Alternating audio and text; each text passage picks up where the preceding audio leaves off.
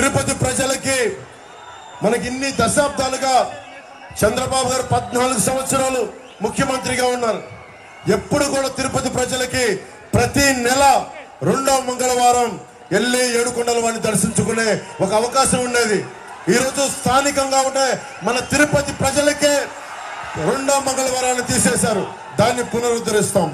లడ్డూలు నాణ్యత తగ్గించేశారు, సైజ్ తగ్గించారు, శ్రీవాణి ట్రస్ట్ అని చెప్పి రేట్లు పెంచారు. ఎటు చూసినా అడ్డగోలుగా దోపిడి, లంచాలు, దళారీ వ్యవస్థ.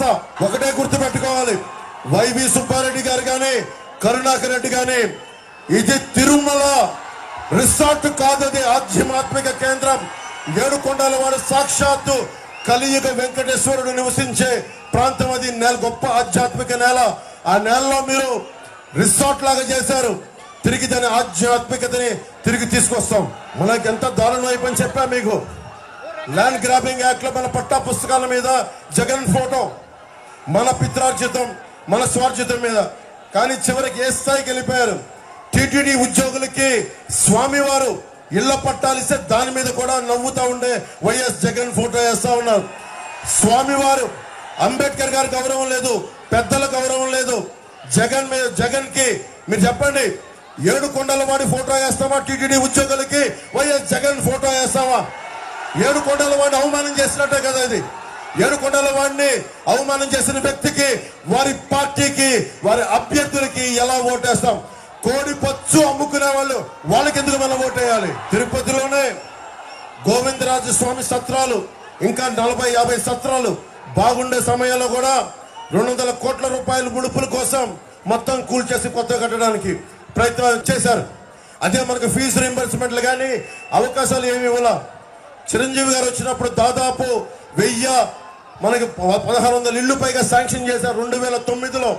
ఈ రోజుకి ఆ రేకు షెడ్లు తిరుమలలో ఉండే ఇళ్లకి ఆయన పర్మనెంట్ గా స్లాబ్ వేయాలని రాగానే ఎమ్మెల్యేగా చేస్తే ఈ రోజుకి అది 149 ఇళ్లు మటుకే మనకి మన పైన ఇది వేశారు, స్లాబ్ వేశారు.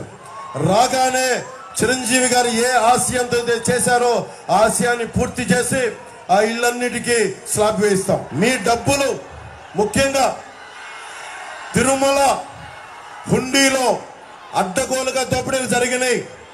అడ్డగోలుగా స్వామివారు తిరుమల పవిత్రతని మన గతంలో వీళ్ళ నాయకులు కూడా చెప్పారు. 7 కొండల వాడికి 7 కొండలు దేనికి, 2 కొండలు చాలంటే మొత్తం ఏమైందో తెలుసు మీకు. ఎప్పుడు కూడా తిరుమల పవిత్రతని ఎవ్వరు అపవిత్రం చేద్దామనుకున్నా ఆయన నిజరూప దర్శనం గురువారం ఉంటుంది. కానీ ఇలాంటి పిచ్చి వేషాలు వేస్తే కలియుగ వెంకటేశ్వరుడు మట్టిలో కలిపేస్తాడు. అందరినీ గుర్తుపెట్టుకోండి. తిరుపతి వాసులందరికీ చెప్తున్నాను, ప్రతి ఇంజనీరింగ్ పనుల నుంచి 10 నుంచి 15% కమిషన్లు తీసుకుంటా ఉన్నారు.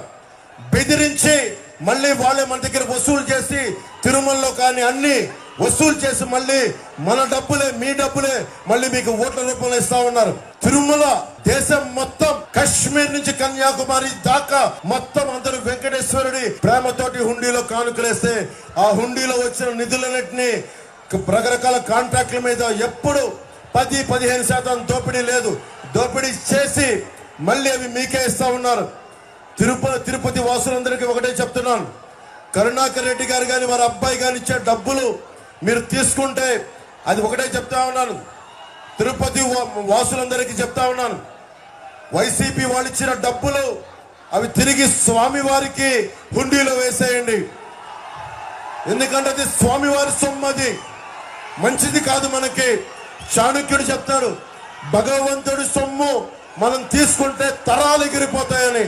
అందుకని చెప్తా ఉన్నాను, వైసీపీ నాయకులు ఇచ్చిన, మీరు సాక్షాత్తు వెంకటేశ్వరుడి పాదాల కింద ఉన్నవారు, మీరు తిరుమల వెంకటేశ్వరుని సేవించుకునేవాళ్ళు, ఆ డబ్బులు దయచేసి ఇచ్చిన తీసుకొని వెంకటేశ్వరం టీటీడీ హుండీలో వేసేయండి.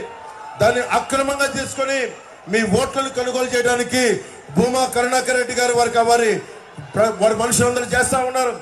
వడ్డీ కాసులు వాడి సొమ్ముని అడ్డంగా దోచుకుంటున్న మనకి భూముని కరుణాకర్ రెడ్డి గారి డబ్బు భవిష్యత్తులో తెలుస్తుంది. ఎక్కువ కాలంలో లేదు. కూటమి ప్రభుత్వం వస్తుంది, ధర్మం గెలుస్తుంది, మనకి కూటమి ప్రభుత్వాన్ని సాధిస్తుంది. కూటమిదే పీఠం. మనం రాగానే దేవస్థానం నుంచి వచ్చే నిధుల్ని ఇక్కడ కాలేజీలకి, ఇక్కడ ఆసుపత్రులకి, ప్రజా సంక్షేమానికి పెడతాం. ధర్మందే విజయం, పొత్తుదే గెలుపు, కూటమిదే పీఠం. జై హింద్.